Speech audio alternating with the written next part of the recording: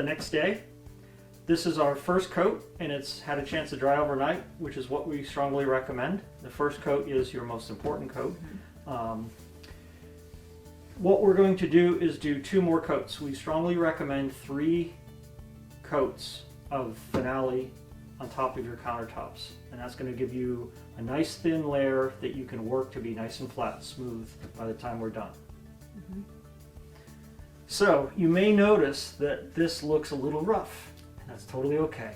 It's totally okay. This is not what your finished countertop is going to look like. You can see there's ridges, there's streaks, there's bubbles and pinholes, all kinds of stuff in here. That is all going to go away. And in fact, even this movement that you see is not going to be the movement that you're going to see in the final product. So don't worry. The first coat is going to look absolutely horrible. The second coat will look absolutely horrible. And actually, the third coat will look absolutely horrible until you get to the very last step, the miracle process. And then it all comes together. Yeah. So don't worry. The whole point of this coat was to cover everything up with a relatively thin and relatively even layer. So the second coat that we're going to do is done the same way, same exact concept. Except now, instead of putting it over a bare primer, that pink primer we put on, we're putting it over an existing layer of dry concrete.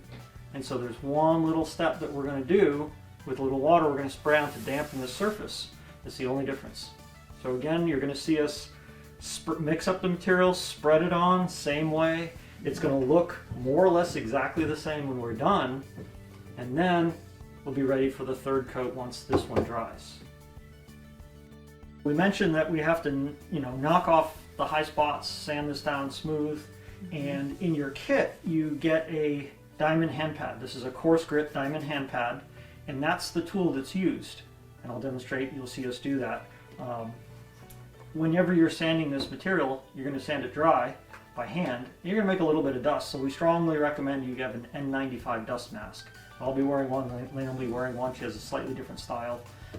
Very important for personal protection. Alright, so I want you to focus on this area here. This is nice and smooth enough. What we're trying to do is knock off the really high peaks, right? So when we put another coat on, we put a thin coat on. And if we didn't get rid of these high ridges and peaks, they would stick up through that coat and make it difficult. So all we have to do is take our hand pad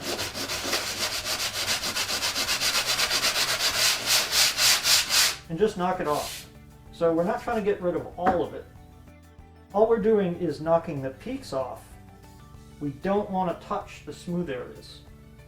So this area is smooth enough, so that's all you need to do to make it even smoother, to knock these little peaks off. But just focus on the ridged areas like that, and this is why we wear the dust mask. So that level of smoothness is all we need to do. So you're not sanding the whole surface, you're just knocking off the high spots. Alright, so I'm just going to go in a circular motion pretty much over the whole surface, focusing on the ridges, and like this. Now when I get to the edges, I am going to keep it flat and flat. Alright, so don't go crazy on the edges. It's easy to accidentally expose the primer or to knock off this too much. So in this initial pass where you're just going in circular motion, knocking down all these ridges, just stay flat and flat.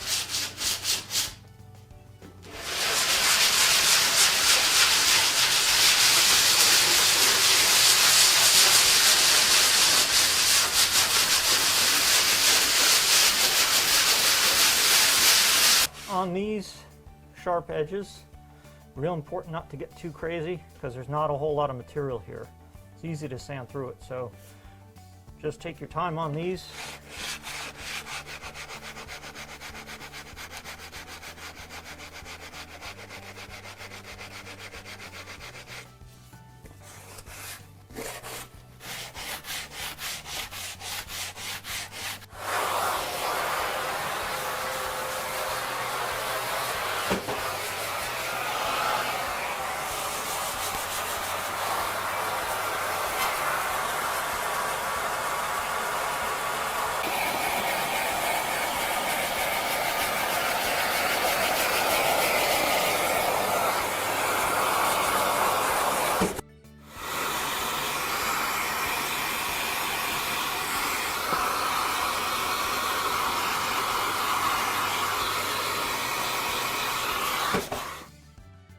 You've already seen us do the top surface and what Lane said, keep it flat for here, keep it flat for here. We have not touched this edge, but you need to round it over. So once you've got this part where you want it and this part where you want it, now you take your hand pad and carefully shape this edge to give it a nice little round over. Now you don't want to go too far because you'll start cutting in and exposing your primer, so just be aware of that. And I find it's easiest to kind of roll this over the edge to create a nice smooth curve. If you just do lines, you'll create facets.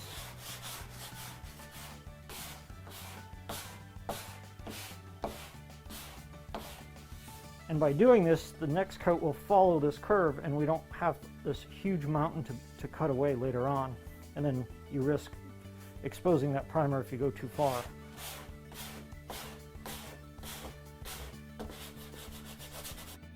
With these backsplashes, we have pretty sharp corners and we can't round them over because there's no way to pre-round this over like we did here with a sander.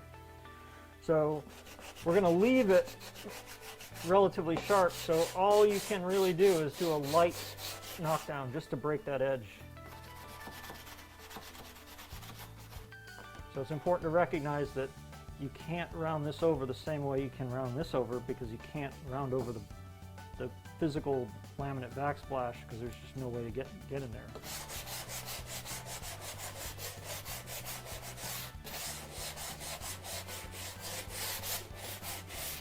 That's it. We're done hand sanding everything, knocking down the high spots, and I want to show you what it should look like when you're done. And if you focus on these sort of horizontal lines, these are ridges from troweling.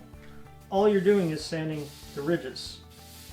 So very little of the surface is actually sanded down. So we've touched almost none of the base layer and knocked off the ridges. So this is what it should look like. You know, you don't want to see large areas that you've sanded. All you're trying to do is knock down the high spots. So that means you're doing less work and you're not removing that layer that we want to build up on.